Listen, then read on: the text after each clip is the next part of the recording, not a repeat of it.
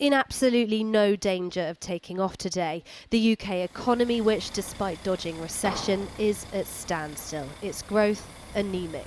This agricultural storage and transportation firm, like so many others, is ready to expand. It's weathered rising fuel and supply costs, but there's just one thing holding it back. And you'd like to buy more, would you? We would, yeah. At the moment, we've got 6 machines, but yeah, we could. We haven't really got enough staff to run all 6 machines. We'll probably only run 5 machines this year. He's put wages up by 20%, but still hasn't managed to fill all the roles. For any more growth for us is, yeah, out of the question really at the moment. Even though you have the money to do it? Yeah. It is what it is at the moment, so just got to deal with it. Official figures show zero growth in the last 3 months of last year, meaning recession, which is defined by 2 consecutive quarters of negative growth, has been averted. December figures were worse than expected, though, because of strikes and the cancellation of the Premier League while the World Cup was on.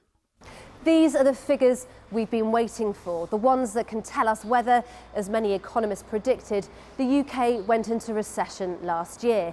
Today, we know it did not, just with growth flatlining. Now, what does that mean in practical terms? Well, it means we're not seeing more cash being put into the economy.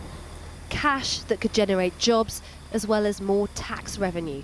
It's definitely good news that we're not in a recession. I think the concern is that if we look at the December data, they suggest that we could well slide into a recession in the early months of this year. And indeed, that's the expectation of the Bank of England. It's our own forecast. Of all G7 countries, the UK is the only one whose GDP hasn't recovered to pre-pandemic levels, the only one to have shrunk since then, now at minus 0.8%. Its closest rival, Germany, at 0.2%. The US, meanwhile, races ahead at 5.1% growth. The Chancellor says today's figures show the resilience of the British economy, but with inflation still in double digits and food and energy costs still at record highs, news of a narrowly swerved recession prompts few sighs of relief here. Well, I work, so I'm all right, but obviously everything's a bit tight. But we do what we can, don't we, guys? Well, we've been coping. We've been trying to make ends meet. And yeah, really, if I'm always be truthful, it's not easy. Why are we in such a position where our European neighbours are doing better? They're coming back out of, COVID, recession, everything else. So I think there's a few questions for our politicians to answer.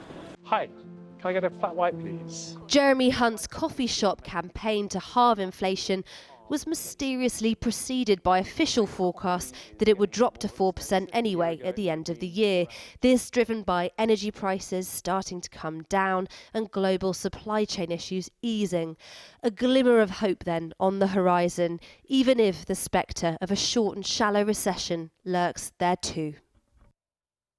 Well, our policy correspondent Paul McNamara has been speaking to the Chancellor of the Exchequer. He's in Westminster for us now. Paul, what did Jeremy Hunt have to say then?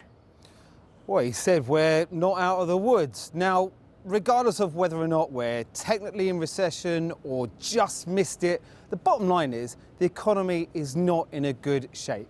And there are 2 major economic arguments dominating here. How do we kickstart the economy, and how do we get as many people back to work as soon as possible after months of strike action?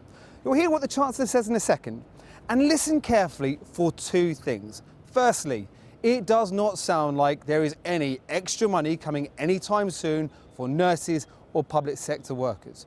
Secondly, on growing the economy, the chorus of Tory backbenchers calling for tax cuts to boost economic growth is getting louder. And on this, the Chancellor picks his words really carefully. No unfunded tax cuts, no room for anything major.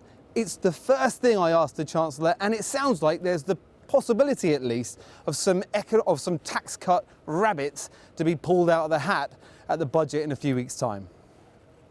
Well, I think what today's figures show is there is an underlying resilience in the economy, the fastest growing economy in the G7 last year, but also that we're not out of the woods, that we have this high inflation rate, which is very bad for stability. It stops consumers spending, it stops businesses investing. We need to stick to our plan to get inflation down. And yes, we want to bring taxes down, but the only tax cut we won't consider is a tax cut that's funded by borrowing, because all that does is leads to higher interest rates, which creates another pressure for businesses and families. Sounds like there's a possibility there. Sounds like it's a maybe on tax cuts, not a no.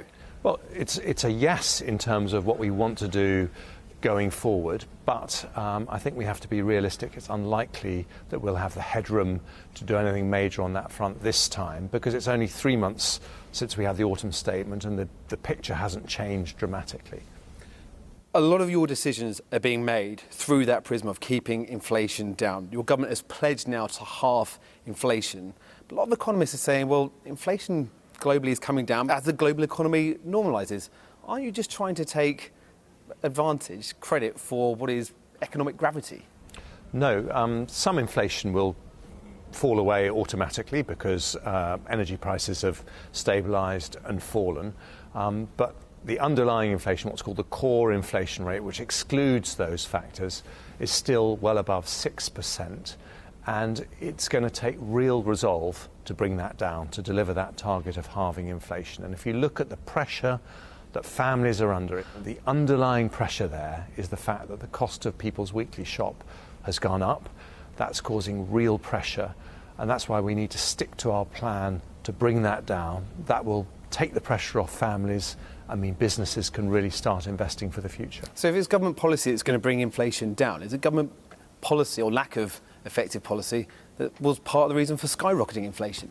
No, I think there were international factors that people understand, the war in Ukraine, the post-pandemic issues that we faced as a country, that are the main causes of inflation going up here and around the world. But that doesn't mean we don't need to show real resolve in bringing it down, and that's what we'll do. That sounds a lot like it's global factors which are the reason why inflation was going up, but then when it comes to bringing it down, now you want to take credit for it. It sounds like you want your cake and eat it. This is Johnsonism, isn't it? Well, we're not trying to take credit for anything at the moment because inflation is still very high, but we want to show the determination necessary to bring it down. And we haven't just said we're going to bring it down to the level it would come down to automatically. We said we want to halve inflation. We want to bring it right down because we need to get back to stable prices, because that's the thing that's causing so much damage, so much pressure for people on low incomes. OK, keeping inflation down has been part of the reason for not offering striking NHS workers more pay. I've got a really thorough report here. It's recent. It's from July last year when inflation was still sky high. It's by the Health Select Committee, signed off by its chair, and on page 22 it says, "It is unacceptable that some NHS nurses are struggling to feed their families, pay their rent and travel to work, and they need a pay rise." Can you remember who the chair was that signed off on this? Whatever happened to that guy? I think he's Chancellor of the Exchequer, actually, Paul. Oh, right, so that guy can actually sign the paychecks now for those nurses. And let me tell you what that guy has done. For every family in the country, an average of £3,500 of support, much of which was announced at my autumn statement to help them with those cost of living pressures. £3,500 for the average family. Yeah, we're doing an enormous amount. You could increase wages right now. You're the Chancellor. You're the man who's able to do that. Yes or no? Are you even considering raising pay? We will talk about anything to help people with cost of living pressures, except pay rises that entrench high inflation, because that is the reason why nurses and many other people on the front line are so distressed at the moment. It's because the cost of their weekly food bill is going up, and we need to stick to our plan to bring it down. You're not going to go back to the table with striking nurses. There will be no increase in the offer for pay for nurses. Well, we believe that the most important thing we can do for nurses is to bring down inflation. We'll talk about absolutely anything we can do to help them with those pressures, but we're not going to do the thing that would damage nurses, which is to entrench high inflation. Chancellor, thank you very much for your time. Thank you. Well, our economics reporter Neil McDonald is here in the studio now. Neil, first of all, should we be encouraged by these figures? Well, there's no doubt that the British economy has come through this winter in much better shape than many people were expecting. The predicted recession hasn't happened. It hasn't happened by the narrowest of margins, it's fair to say. There was actually a tiny little bit of growth at the end of last year. The economy grew by 0.01%. that's 1/100th of 1%. But so effectively, we're stagnating. And the other problem we've got is that the growth we've got isn't evenly distributed. And you can see that by looking at the parts of our economy that serve consumers, like pubs and restaurants and so on. So here, the top blue line shows the whole of the service sector of the economy. And you can see how it fell after the lockdowns and pandemic, but has since recovered basically to where it was. The yellow line below that shows these consumer pubs and restaurants and so on who have not fared as well. Instead, today, their output is still an amazing 9% lower than it was 3 years ago. Now, of course, they were badly affected by the lockdown. They've been affected by the consumer squeeze, by rising bills, by shortage of staff. But the other problem is that those industries together, they form about 1/6 of our economy. So their problems is one of the reasons why the whole economy is finding it so hard to get going. How much does all this tell us about what's going to happen later in the year? Well, the figures today don't mean that it can't still be a recession this year. And of course, there are two big forces out there that are squeezing living standards, which are interest rates and energy bills.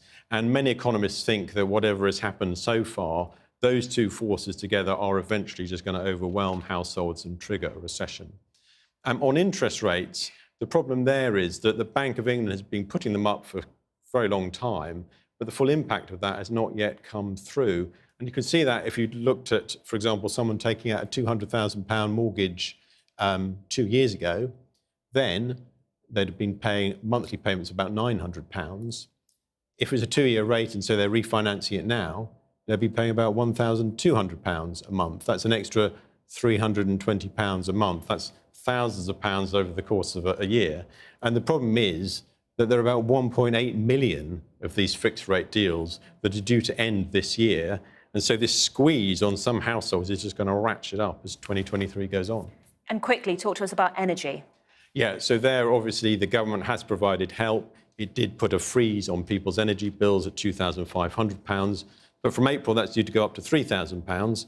Gas bills internationally are falling very rapidly. But the problem is that most people think that that won't feed through to the bills for households until the second half of this year. OK. Neil, thanks so much for that update.